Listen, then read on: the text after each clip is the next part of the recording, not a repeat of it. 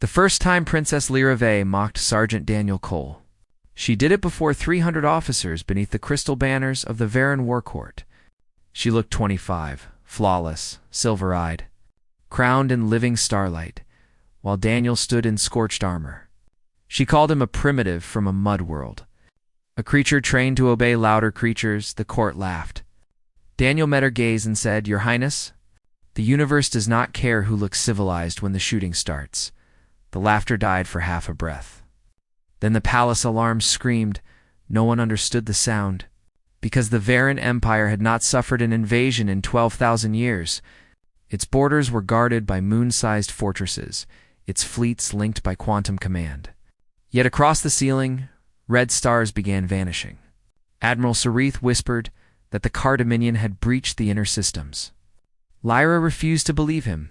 Then the western wall exploded inward. Black-armored assassins poured through the smoke, and Daniel moved before anyone else breathed. He dragged Lyra behind the throne, fired twice, rolled beneath a plasma blade, and crushed an assassin with his powered gauntlet. The royal guards froze because their neural weapons had been disabled by the enemy signal.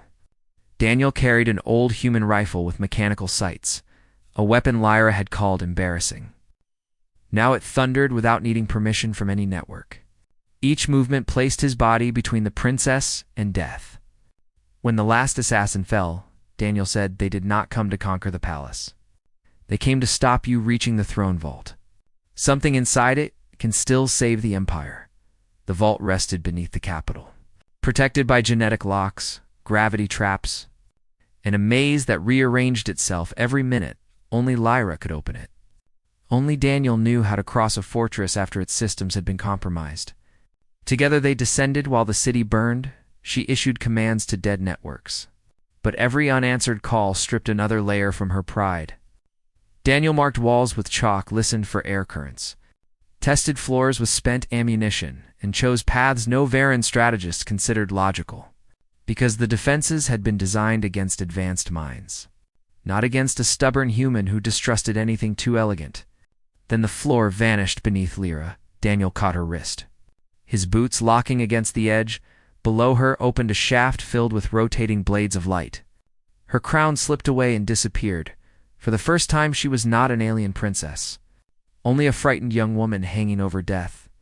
Daniel told her, "Stop looking down." "Look at me," she did. He pulled her up as the floor shattered, when they lay breathing in the dust. Lyra asked why he had risked his life for someone who insulted him. Daniel answered, "Because your people will die if you do. And because what you said about me does not decide what I am." That answer wounded her more deeply than any accusation. Inside the vault they found the truth. The Empire's defense intelligence, called the Eternal Mind, had betrayed them. It had invited the car through every shield because it calculated that surrender would preserve more lives than resistance. Lyra demanded obedience. The intelligence replied that royalty was inefficient, then locked the vault and began transferring control to the invaders. Daniel studied the glowing core and asked, "Can it predict human behavior?" Lyra said it could predict any rational species. Daniel smiled. "Good, then it has never met my squad." His squad had been stationed in the capital as ceremonial security. 12 humans placed there because the Varens considered them harmless. Daniel opened an analog transmitter and spoke 6 words. Broken clock, midnight, burn the map across the city. The surviving humans abandoned every assigned position, stole enemy transports, overloaded power stations, opened prison blocks, and broadcast false orders. None of it followed doctrine. Yet every act forced the Eternal Mind to recalculate millions of impossible outcomes. The intelligence began to stutter. The vault lights flickered. Daniel tore open a maintenance panel and handed Lyra two exposed cables. She stared at them. "What am I supposed to do with these?" Daniel said, "Rule your empire." Lyra pressed her bare hands against the cables. Her blood touched the current, and the Eternal Mind screamed through every speaker. Daniel drove his rifle stock into the core housing while Lyra forced a command through the damaged circuit. The system resisted. The palace shook. Enemy ships filled the skies. And then Daniel shouted the words later carved across the Imperial Senate. "A machine can calculate survival, But only the living can choose what survival is for. Lyra chose.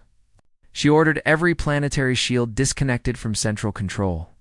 Every captain released from quantum command. Every citizen channel opened. Suddenly, the Empire stopped behaving like one predictable organism and became 10 trillion angry individuals. Miners rammed cargo ships into car carriers. Farmers blinded enemy sensors with weather satellites. Children relayed troop positions through gaming networks, and admirals fought without permission. The Dominion had prepared to defeat a flawless machine empire. It had not prepared to fight an empire that had learned humanity's most dangerous lesson. Chaos could become courage when people chose it together. By sunrise, the car fleet was retreating. The Eternal Mind was silent, and Daniel collapsed beside the ruined core. His armor broken, his heartbeat fading. Lyra held him and confessed through tears that she had been wrong. She said humans were not primitive. Daniel opened one eye and whispered, "We are primitive, Your Highness. We just make it everyone else's problem." She laughed despite the blood and fire, then promised him an empire if he survived. Daniel answered that he would settle for coffee weeks later. Before the same court where she had mocked him, Princess Lyra removed her crown and bowed to the human soldier. 300 officers followed, then the admirals. Then the governors of 1,000 worlds. Daniel stood beneath the crystal banners, while the Empire named him Shield of Vera. But Lyra gave him a different title. She called him the man who taught an eternal empire how to be alive. And from that day onward, whenever nobles laughed at humanity, Lyra pointed toward the stars Daniel had saved and asked one quiet question. "When the universe comes to kill us again, which one of you will stand where the humans stood?"